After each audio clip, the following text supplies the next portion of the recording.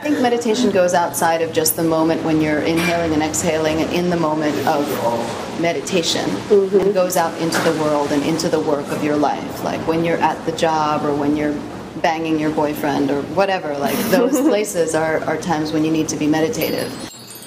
Today I'm very excited to introduce Biet, a meditation teacher that I met here last week at the Henley.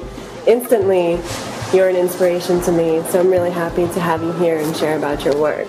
So tell me how you got into meditation and what were you doing before? Well, it's sort of, that's a three-part story, because when I was born, I was born into the life of being raised by a shaman.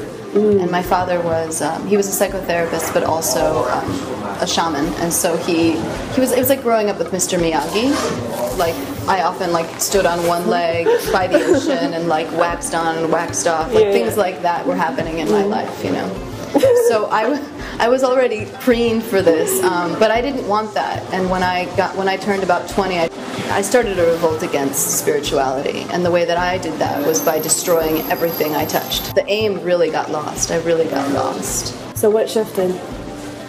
I didn't like literally almost die. I wasn't like in an ambulance or anything, but I felt that I was on the precipice of death, and I stopped drinking.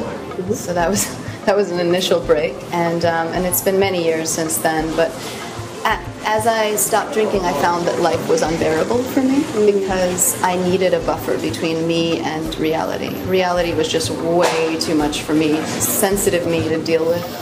And so I knew I was going to need something that was going to allow me to live in the magical fairyland that was drinking myself to sleep, you know what I mean? Like basically I needed an equivalent, something even better than that, you know, so that I could live, because I'm a magical creature. I'm very mystical and magical and weird and wild, and you know, I like to be on the precipice. Yeah, I love it, on the edge. Yeah. That's what we're all about here. Yeah. On the edge.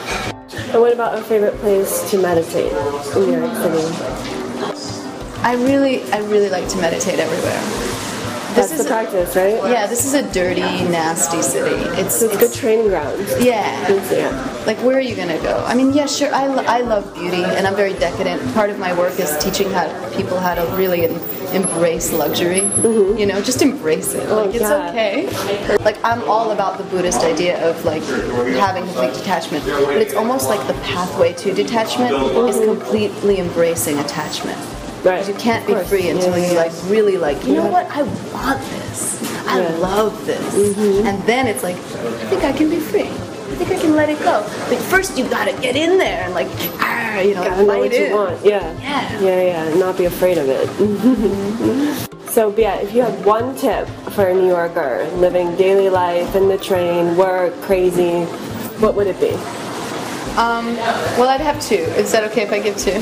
Totally. So the first one would be to observe yourself as you're going through the chaos. Just kind of see yourself doing that stuff. See yourself get angry at the natural card machine as it doesn't work, and just watch it as if you're watching a movie, rather than being all consumed in it. Like, I am so frustrated. Just be like, oh, she's so frustrated. Ha ha ha. You know.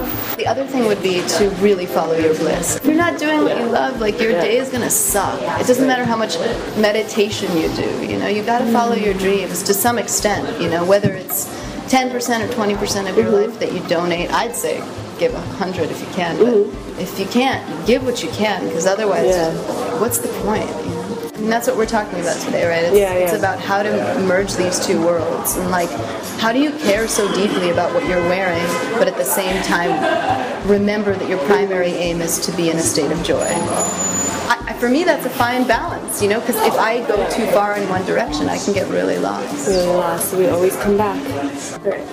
I'd like to thank you, Biet, for coming today. And this is Liz Blake, New York Natives, Kokoro Chic.